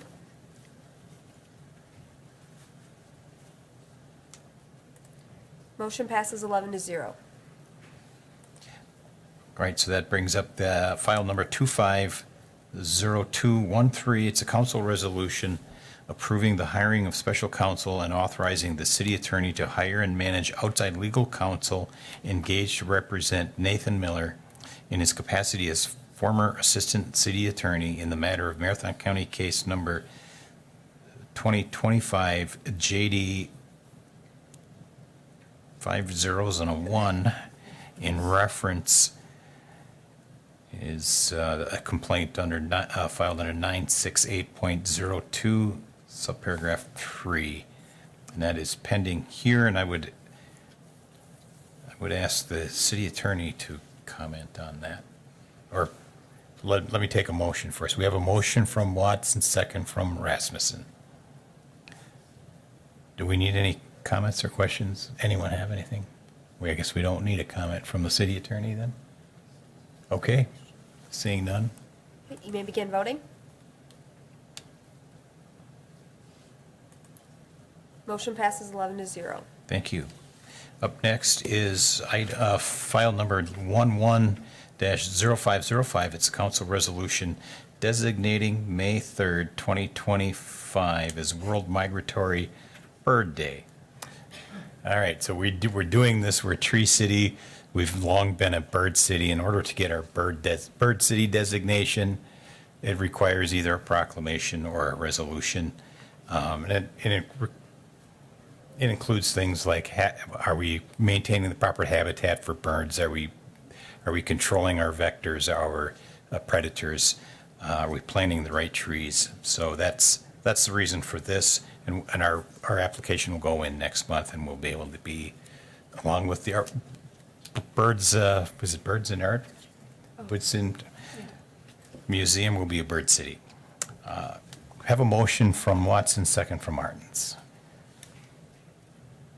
You may begin. Oh, hang on, sorry. Martins, Mr. Martin. I just want to throw in my 2 cents because I know, we earlier there was a comment about frivolous resolutions, and this, I don't think in no ways this is a frivolous resolution in that, migratory birds are important to the ecosystem, and it's been shown, historically, the loss of migratory birds has been an indicator of environmental stresses, either man-made or natural, and I think to further protect, migratory birds as we can is important. And Mr. Mayor, you made the mention of the Woodson Art Museum has their world-renowned birds in art exhibitions. Really draw attention to the city here, and I think we need to do all that we can do to regain that high-flying bird status. So I'm going to support this. High flying indeed. Thank you. Alder Lukens. Thank you. So I can't go without saying also that I completely agree with Alder Martins, and we are losing, species, and a big part of that is loss of habitat. So one of the best things that people can do is landscape for wildlife, for birds, and plant native species. That's good for birds, insects, everything, but it's certainly for the birds, and we really need that. Thank you. Thank you. Seeing nothing further, You may begin voting. Aye. Mr. Motion passes 11-0. Mr. Spry, thank you. All right, we've got open mic here for public comments and suggestions. If we've got anyone with stamina to give it another go. Alder Killian. Mr. Killian. Thank you. This doesn't require a vote, is that correct, Mr. Mayor? It's agenda. I see you'd be correct. Oh, thank you. Tom Killian, 133 East Thomas Street, and I was just going to actually comment on that and kind of the importance of uniform application of rules, particularly as it applies to citizen speech. So under my informal tutelage of the city attorney, I learned a lot, and it seemed that there are a couple things that can be kind of controlled when it comes to public comment. One, if it is stated that it's limited to agenda items, that is one. But if it doesn't, that is that cannot be, government cannot police content of comments unless it's agendized to do so. And then the second would be time constraints on public comment, but those cannot be imposed arbitrarily, as I learned from the city attorney, that the government can only impose such time limits on public comment if they are done in a uniform fashion. And unless my recollection fails me, during my 4 years on city council, there were plenty of times at the time of business on the agenda item that citizens, if you want to call them that, were allowed to come up at the discretion of the body without a vote. And those were not always parties that were directly involved in the item of business, so not just, say, a developer involved in an item. And so if that is the case, now given those people, they were a lot wealthier and more politically connected than the citizens that came up tonight, and that of course required a vote from this body apparently. But unless I've misunderstood the rules, rules must be applied uniformly, and if not, my understanding is that on constitutional grounds, if there are inconsistencies such of that, if they are challenged in court, then Robert's rules really won't be of much use to the city of Wausau when it comes to the First Amendment. So thank you again for allowing me the time as a lifelong citizen to have a few minutes tonight, and I hope that even if they're not wealthy developers, that in the future when residents want to comment, they're afforded the same courtesy and opportunity in a consistent, uniform fashion. Otherwise, that would provide the optics that the rules aren't really being applied properly and judiciously. So thanks again for the opportunity to speak as a citizen, this time without a vote. Thank you. Thank you. Last call. All right, I would entertain a motion to adjourn. Neal, Martins. All in favor? Aye. See you later, guys. Thank you. She was going to talk there. I think it was an accident. Okay. Yeah, see, and it just showed that you